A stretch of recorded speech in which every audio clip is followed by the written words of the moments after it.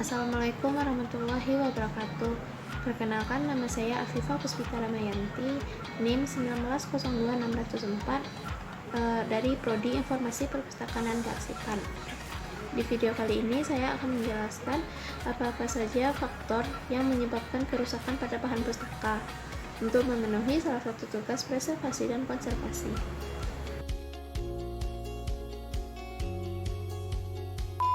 Bahan pustaka ada yang terbuat dari kertas dan ada juga yang tidak terbuat dari kertas.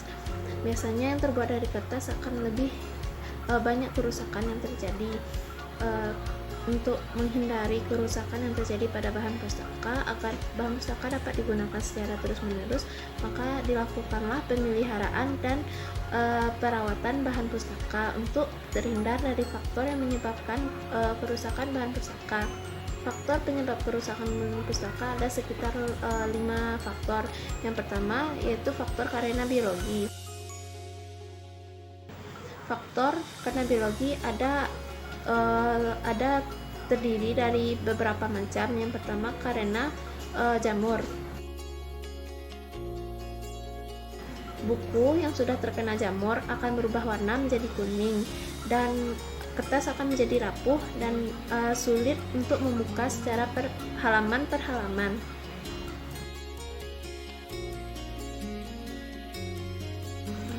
Yang kedua, karena serangga.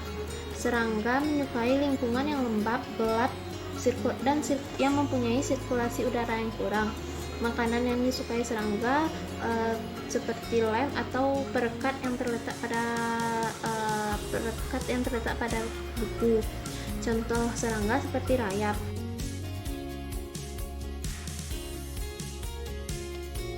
Rayap akan memakan buku jika kayu yang di sekitarnya sudah habis dimakannya, karena makanan utama rayap yaitu kayu, kertas, foto, gambar. Serangga lainnya seperti yang biasa kita temukan yaitu kecoa yang menyukai tempat yang gelap dan di sudut ruangan.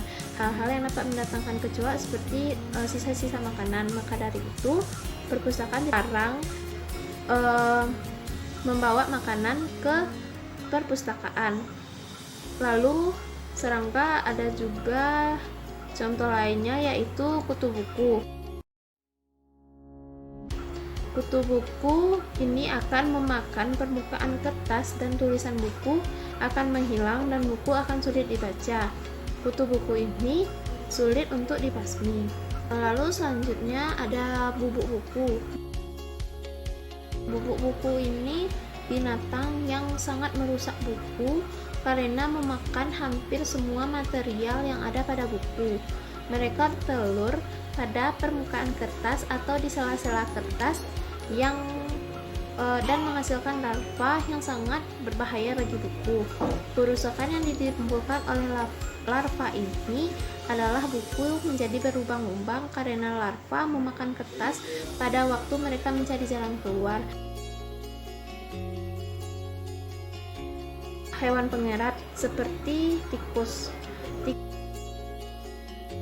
Tikus hidup di lingkungan yang memiliki kelembapan suhu yang tinggi. Bila ruangan menyimpan bahan pustaka lembab, maka akan dijumpai tikus yang akan datang dan bahan pustaka akan menjadi rusak berat. Jika terdapat tikus di perpustakaan, itu akan menimbulkan beberapa masalah selain dari masalah bahan pustaka seperti masalah listrik ataupun masalah air dan tentunya masalah kesehatan.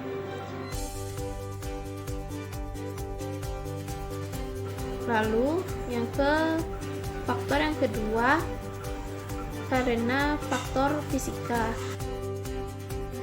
Faktor fisika ada beberapa kategori. Yang pertama karena suhu dan kelembapan. Jika kertas berada di suhu udara yang tinggi, maka kertas akan menjadi rapuh, kering, dan kertas akan mudah sobek.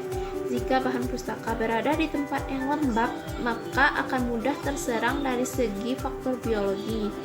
Hubungan suhu dan kelembapan sangat erat. Jika suhu naik, kelembapan turun dan kandungan air dari kertas akan berkurang sehingga kertas akan menyusut.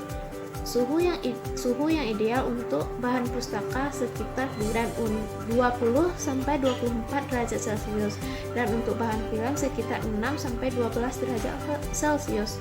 Dan alat yang digunakan untuk mengukur temperatur pada ruangan koleksi adalah termometer, dan alat untuk mengukur kelembapan yaitu hygrometer. Lalu yang kedua dari faktor fisika yaitu karena cahaya matahari. Bahan pustaka jangan sampai terkena langsung oleh cahaya matahari karena akan membuat buku menjadi rapuh. Tidak hanya buku, bahan audiovisual lainnya juga akan mengalami hal kerusakan bahan pustaka karena cahaya sangat tergantung dari panjang gelombang atau adanya sinar UV dan waktu pencahayaan. Makin kecil panjang gelombang, maka makin lama waktu pencahayaan dan kertas makin cepat rusak.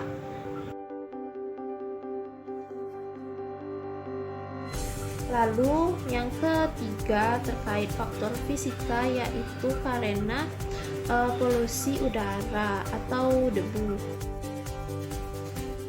Debu berada di mana-mana saja. Debu pasti akan masuk ke dalam perpustakaan.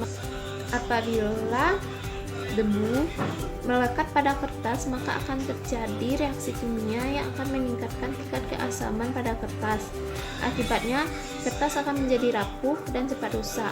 Di samping itu, jika keadaan perpustakaan lembab, debu yang bercampur dengan air akan menimbulkan jamur pada buku.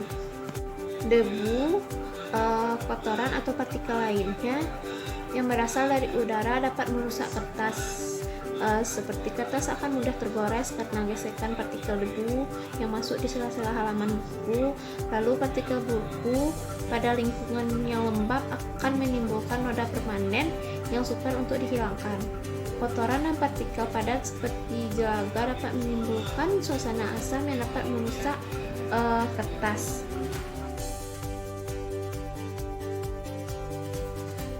Lalu yang faktor yang ketiga yaitu faktor kimia.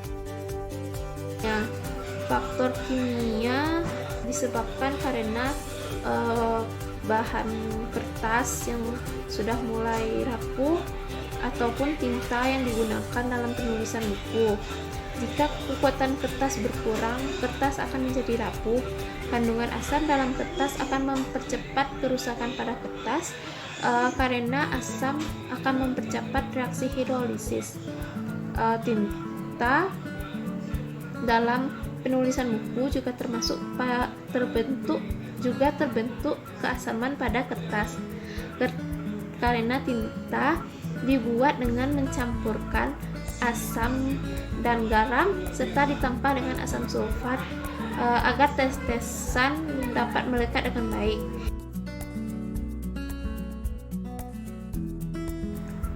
Faktor yang keempat yaitu faktor yang ditimbulkan oleh manusia. Manusia juga dapat menyebabkan kerusakan pada bahan pustaka seperti merobek bagian kertas dari sebuah buku. Lalu yang kedua, buku dipegang dengan tangan yang masih kotor, lalu buku akan bernoda. Yang ketiga, vandalisme. Vandalisme yaitu tindakan perusakan terhadap bahan pustaka dengan menulis, mencoret-coret, atau memberi tanda khusus membasahi bahan pustaka. Lalu yang keempat, ada penempatan buku di dalam rak. Jika penempatan buku di dalam rak terlalu rapat, maka buku akan cepat rusak.